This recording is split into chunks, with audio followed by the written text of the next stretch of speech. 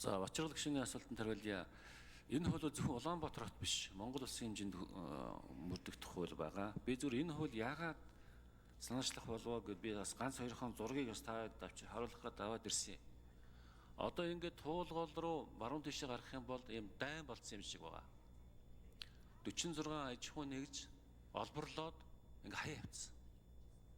Тэгээд иргэдийн хашаатаа бүр ингээ тулцсан байж байгаа.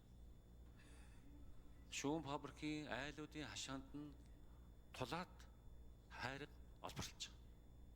Тэгэхээр энэ асуудлыг шийдэхгүй бол иргэдийн эрүүл аюулгүй амьдрах орчин бүрдэхгүй байгаа учраас энэ хуулийн эхнийхэн санаачилсан. Энэ хууль ерөөсө хамгийн гол үзэл санаа нь иргэний эрхийг хамгаалахад оршиж байгаа юм аа. За Бачиргал гишүүний асуултанд хариулахад тусгай зөвшөөрлийн асуудлууд дээр хуучин бол юу яадаг гэсэн юм бэ лээ? Туслахад байгаль орчны үнэлгээний сөрөг нөлөөлийн дүгнэлт гарч байгаа туслан гэдэг шаардлага огт байхгүй байсан.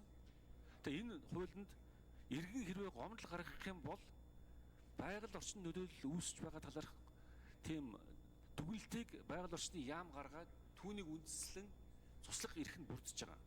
За тусгай зөвшөөрлөг хөнгөвчлөх асуудлыг бид дэмжиж байгаа. Эдвард гишүүн энэ төр ярьж байгаа асуудлыг бид нар ажлын хэсэг гаргаад дараачих асуудлаар ороод явхад дэмжиж байна. Энийг хөнгөвчлөх ёстой гэсэн байр суурьтай байгаа. Тусгай зөвшөөрөл өөрөө хатуу байхлаар хулгайгаар ухдаг асуудал маш их болсон. Аймаг орон нутагт.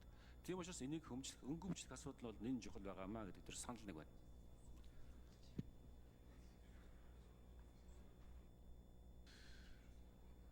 Та Бачиргал гишүүн тодруулах уу? Нанцтын Наранбаатар гишүүн асуулсан. Тэгээ энэ хуулийн төсөл яг энэ чигээрээ батлагдах юм бол